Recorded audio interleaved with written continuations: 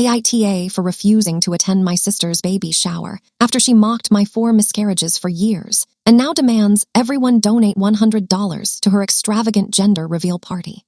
My mom told me tonight that if I don't show up to my sister's baby shower, she will never forgive me, and I just sat there holding my phone like it was a brick, because I don't even know how we got to a point where my sister gets to treat my losses like a punchline for years, then turn around and demand money and applause like she's throwing an awards ceremony. I'm Marin, I'm 31, I live about 40 minutes from where I grew up, and I'm married to Evan. We've been together almost a decade, and we've been trying to have a baby for most of that time, and I've had 4 miscarriages, not the kind of losses you can tuck into a sentence and move on from, the kind that rearrange your brain, the kind that make you tense up when someone asks how old your kids are, because you don't know how to answer without swallowing glass. My sister Blair is 28, and Blair has always been the person in our family who gets away with being mean because she does it with a smile. She doesn't scream. She doesn't throw things. She just says something cruel in a sing-song tone, then looks at you like you're weird if you react. And my parents have spent her whole life smoothing behind her, like her personality is a mess they're responsible for cleaning up. When I had my first miscarriage, I didn't tell most people. I told Evan, I told my mom, and I told Blair because she was my sister and I thought she would be soft with me for once. And Blair acted sympathetic for maybe an hour. Then later that week, she told me I was being dramatic and I should stop talking about it because it was making people uncomfortable. When I had the second miscarriage, I didn't even tell Blair directly. She found out because my mom can't keep anything private. And Blair sent me a meme about how some people just aren't meant to be mothers. Then she followed it with a message claiming it was a joke and I need to lighten up. After the third miscarriage, Blair started making comments at family gatherings. Not loud, just little jabs, like asking if I was sure I wasn't doing something wrong, like suggesting I should stop drinking coffee because she saw a video about it, like saying maybe my body was rejecting motherhood because I'm too anxious. And every time she said something like that, my mom would do this nervous laugh and tell her to stop, and Blair would roll her eyes like my mom was being overprotective of me. After the fourth miscarriage, the one that happened after we finally heard a heartbeat, the one that made me feel like my entire body was a liar, Blair said something I still hear in my head sometimes. She told me maybe I should stop buying baby stuff so early since I have a pattern, and she said it in front of my aunt and cousins like she was making conversation about the weather. I got up from the table and left, and I cried in my car until my chest hurt, and Evan had to drive out to pick me up because I couldn't stop shaking. The next day, my mom came over and told me Blair didn't mean it like that, and I asked how else she could mean it. And my mom stared at my kitchen floor and said Blair is just blunt. Blunt is what you call someone who tells you you have spinach in your teeth, not someone who keeps poking the same wound until you flinch every time you hear their footsteps. So yes, my relationship with Blair is already damaged, and it's been damaged for years. And I'm not pretending I'm neutral about her pregnancy, because when Blair announced she was pregnant, I felt 2 feelings at the exact same time. Relief that someone else in the family is going to have a baby so my mom will stop acting like my body is a family emergency. And also this hard, bitter sting because Blair has never had to watch her own blood on a bathroom floor and then show up to work the next day smiling at customers. Blair announced the pregnancy at my parents' house during a Sunday dinner that I almost didn't go to because I was tired, and she did it like a production. She brought a gift bag, handed it to my mom, filmed her reaction, and when my mom opened it and saw a onesie, my mom started crying, and my dad started laughing, and Blair stood there soaking it in like sunlight.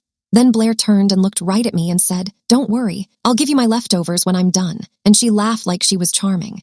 My face went hot, and Evan squeezed my knee under the table, and my mom did the nervous laugh again and said, "Blair, stop," and Blair shrugged and said, "What? I'm being practical."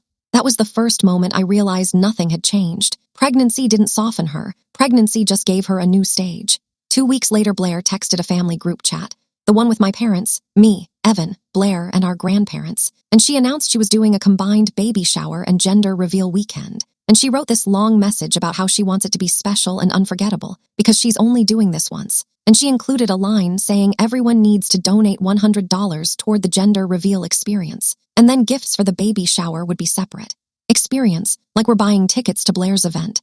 My dad replied with a thumbs up. My mom replied with heart emojis. My grandma replied asking what a gender reveal experience is. And Blair replied with a bunch of exclamation-style words without punctuation, saying it's going to be luxury and everyone will love it. I didn't respond because I could feel that familiar trap. If I say no in the group chat, I look like the bitter sister, and Blair gets to say I'm jealous. If I say yes, I'm paying to attend an event thrown by a person who spent years humiliating me. And if I stay silent, my mom will call and pressure me privately. Which she did. My mom called me that night and said Blair is excited and I need to support my sister. And I asked my mom why support always means money and my presence, why it never means Blair apologizing for years of cruelty. And my mom said we're not digging up the past right now. Not digging up the past, like my losses were a hobby I could stop mentioning. I told my mom I'm not paying $100 for a gender reveal, and I'm not attending a baby shower for someone who has mocked me for miscarrying. And my mom went quiet and then said, "Marin, she's pregnant. Don't make this about you." That line hit me in the chest so hard I couldn't speak for a second, because Blair has made my miscarriages about me being defective for years, and now my mom is telling me not to make anything about myself, even my own grief. I told my mom it is about me in the sense that I'm not going to sit in a room smiling while Blair plays princess and my family pretends she didn't say what she said. Then I told my mom I'm done being the person everyone sacrifices to keep Blair happy. My mom started crying, real crying, and she told me I'm tearing the family apart. And I reminded her the family didn't hold together when I was bleeding and terrified. The family held together when Blair was being mean, and everyone wanted to avoid conflict. My mom ended the call by saying if I don't show up, people will talk, and I said let them. And then I sat on my couch staring at the wall while Evan made tea I didn't drink. Evan thinks I should not go, and he also thinks we should not send money, and he's right. But part of me feels like I'm about to be punished by everyone for not showing up to play the role they expect, and I'm tired of being punished for having boundaries. Then something else happened that made this worse. Blair messaged Evan directly, not me, Evan, and she wrote that she knows I'm sensitive right now, but I need to put my feelings aside for her big moment, and she told him to handle me because she doesn't want drama at her shower. Handle me, like I'm a tantrum she needs managed. Evan showed me the message, and I felt this cold clarity, because it wasn't just the money and the shower. It was the fact she still thinks she can delegate my emotions to my husband like I'm a problem to be controlled. Evan replied politely that he wasn't going to handle me. I'm not a child, and Blair left him on read. Then she posted online about how some people can't stand seeing others happy. My cousin sent me a screenshot, because apparently everyone in my life is a courier now, and I could see the comments already. People saying, "Stay strong, mama." People saying, "Cut toxic people out." People calling Blair brave. And I sat there thinking, I'm the one with 4 losses, and somehow I'm still the villain because I won't pay for her smoke machine and balloon arch. So here is the question I'm actually asking. Am I wrong for refusing to attend and refusing to donate when this is the same person who has mocked my miscarriages for years and is now demanding money from everyone to fund a gender reveal like it's a fundraiser for her ego? Update 3 weeks later. I didn't go, and I didn't send money, and I did not make an announcement about it. I just quietly didn't participate, which sounds simple, but in my family, quiet boundaries are treated like betrayal. My mom called me every day for the first week after I posted this, and she started each call sounding calm. Then by minute 3, she would be crying, and by minute 5, she would be angry, and she kept repeating that Blair is my sister and pregnancy is stressful, and I need to be the bigger person.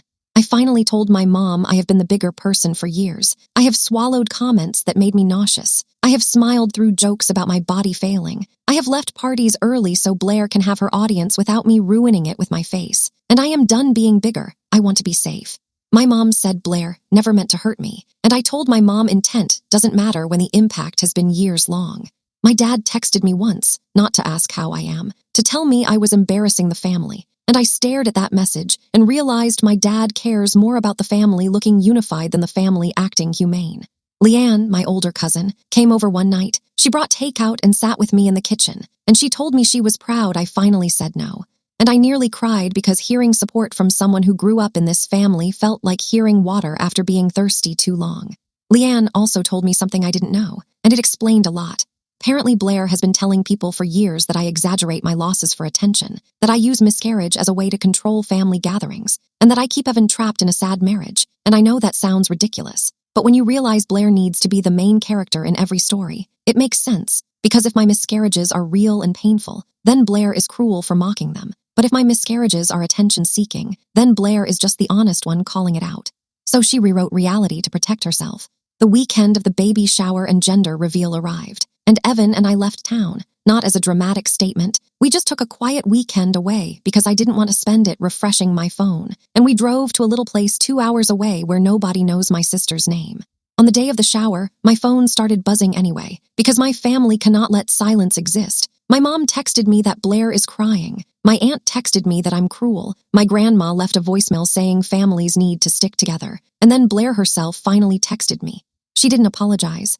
She sent a long message about how she can't believe I'm doing this to her, how she supported me through my hard times, how she was always there, how she deserves support now, and how I'm punishing her for being happy. That line, punishing her for being happy, made me laugh in this tired way, because she's not being punished for being happy. She's experiencing the consequences of being cruel. I replied once, one message, and I kept it short. I told her I am not attending events for someone who has mocked my miscarriages. I told her I do not owe her money for a party. And I told her if she wants a relationship with me, she can start by acknowledging what she said and stopping. And then I stopped responding. Blair responded with a voice note, and I didn't listen, because voice notes are where people hide tone and manipulation, and I could already imagine her crying and making me sound heartless. That night, Leanne called me and told me what happened at the shower.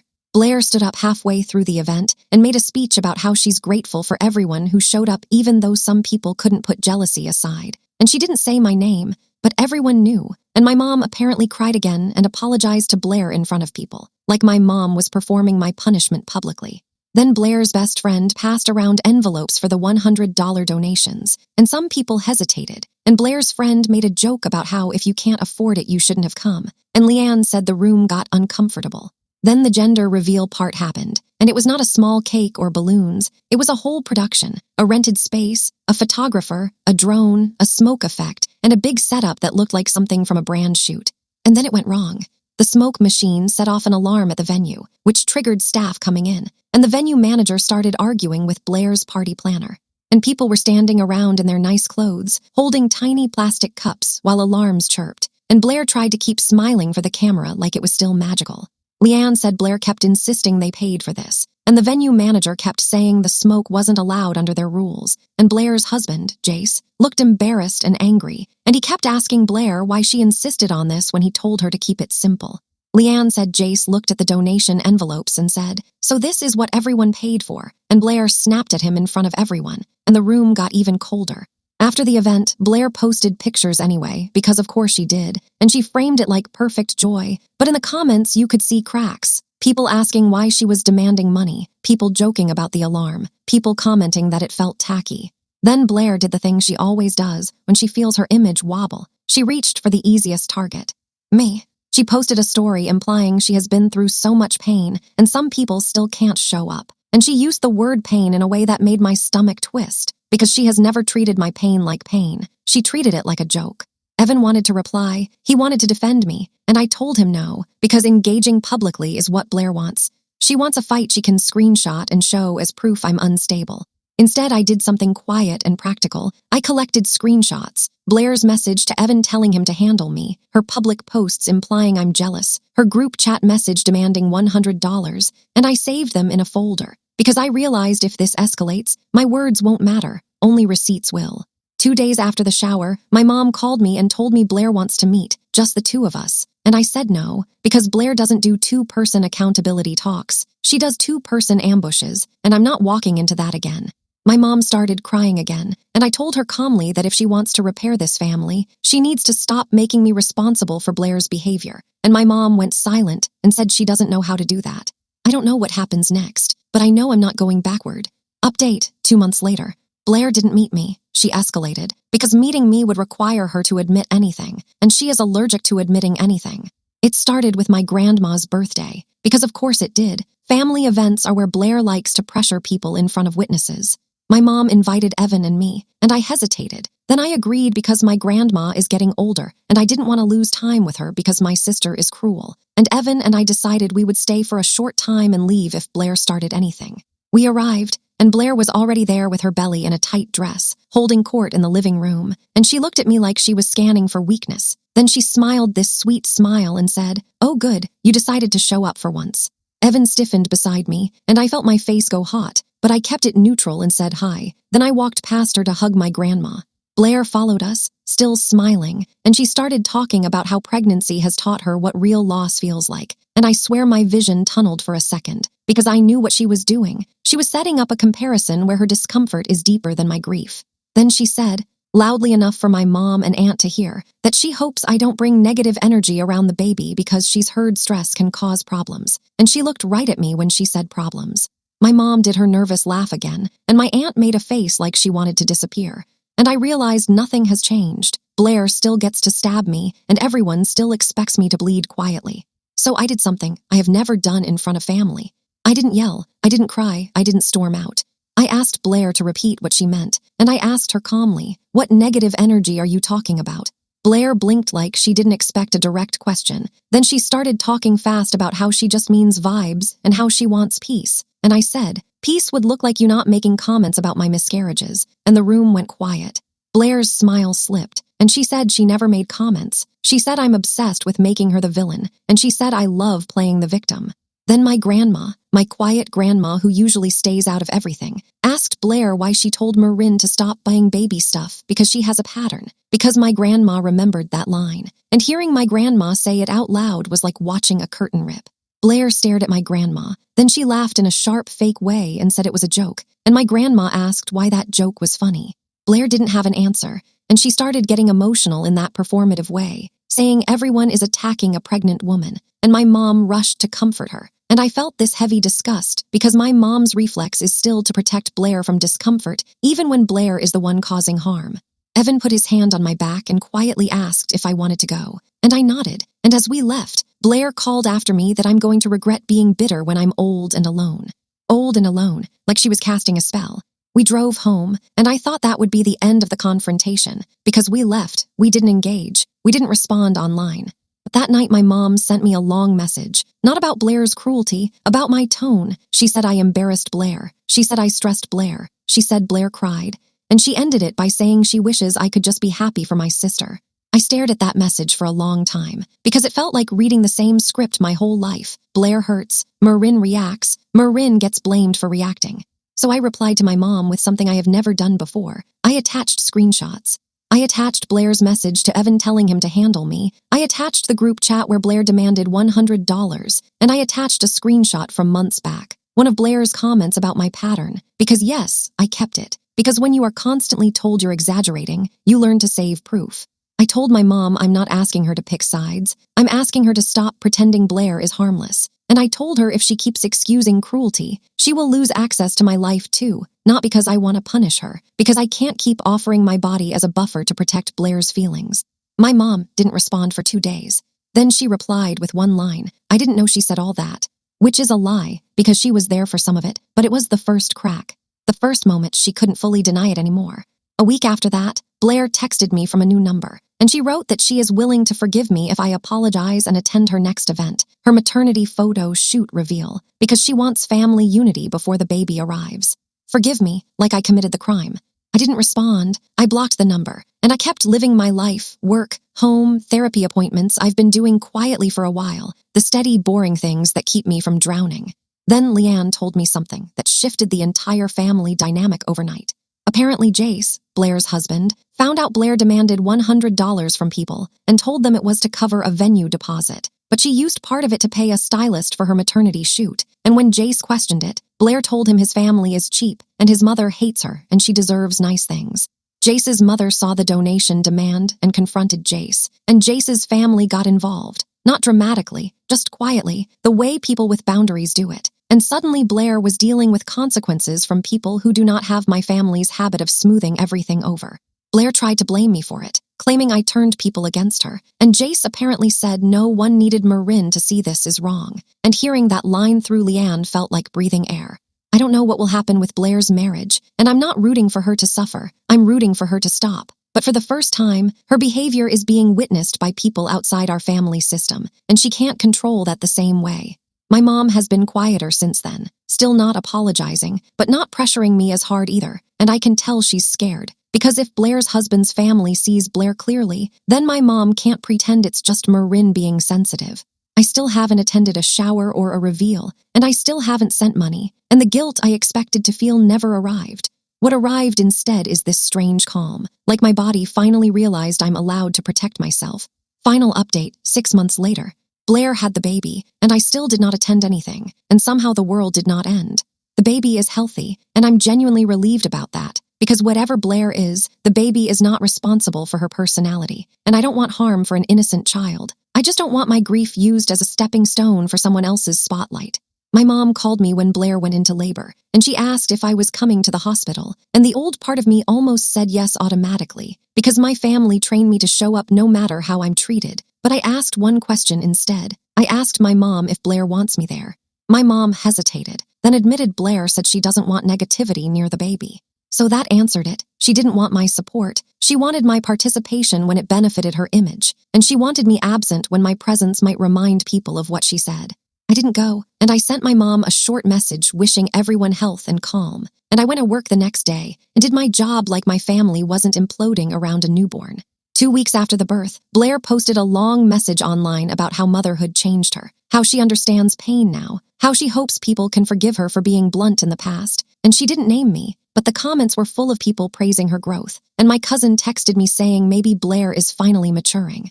I didn't respond, because I've seen Blair do this before. She posts a soft-sounding message when she wants to reset her image, then she goes right back to her patterns when the spotlight moves. What actually changed, the real change, happened privately. Jace told Blair to stop involving extended family in money demands and stop making public posts about family conflict, because his parents were done being dragged into it, and Blair has been on her best behavior with them, because she wants their approval, and watching her be capable of respect when it benefits her made something click in my head. She was always capable. She just chose not to be with me because I was the family punching bag. My mom finally came over alone one afternoon. No Blair, no baby, just my mom, and she sat at my kitchen table and asked me if I really won't come around anymore. I told her I'll come around when I'm treated like a person, and when Blair stops making comments about my miscarriages, and when my mom stops asking me to be the bigger person as a way to avoid holding Blair accountable. My mom cried, but it wasn't the manipulative crying, it was the tired crying, and she admitted she always hoped Blair would grow out of it, and she admitted she avoided confronting Blair because Blair punishes anyone who challenges her, and she admitted she let me absorb the punishment because I was easier to reason with. Hearing my mom say that out loud was both validating and heartbreaking, because it meant I wasn't imagining it, and it also meant she knew. My mom apologized, not perfectly, not with a big speech, but she said she was sorry she didn't protect me, and she asked me what I needed from her now, and I told her I need her to stop being the messenger for Blair, and to stop guilt-tripping me on Blair's behalf, and my mom agreed. That agreement has held so far. Blair and I are not close. We have exchanged a few brief messages through my mom about logistics like holiday times, but I do not speak directly to Blair, and I do not hold her baby, and I don't say that proudly. I say it because I know my limits, and I know I cannot stand in a room smiling at someone who treated my losses like entertainment and never once made it right. The biggest surprise is that my body feels quieter now. The nightmares eased, the tight chest feeling eased, the reflex to rehearse conversations in my head eased, because I'm not constantly bracing for the next comment. I'm still grieving, because grief doesn't vanish just because you set boundaries. But now my grief isn't being poked for sport by the person who should have been the safest sibling in the room. So no, I did not go to the shower. I did not fund her gender reveal. And I did not let her rewrite my pain into her party narrative. And for the first time in years, I don't feel guilty about that.